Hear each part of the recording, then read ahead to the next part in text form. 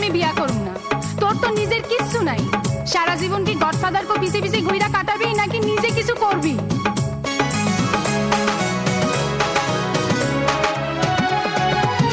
দয়া কইরা গডফাদাররা পায়ের নিচে দিছেন ঠাই, আমি অধম সাধ্য কি আর তাদের কথার বাইরে যাই, তাদের কথার বাইরে যাই। দয়া কইরা গডফাদাররা পায়ের নিচে দিছেন ঠাই, আমি অধম সাধ্য কি আর তাদের কথার বাইরে যাই, তাদের কথার বাইরে যাই। মনুরে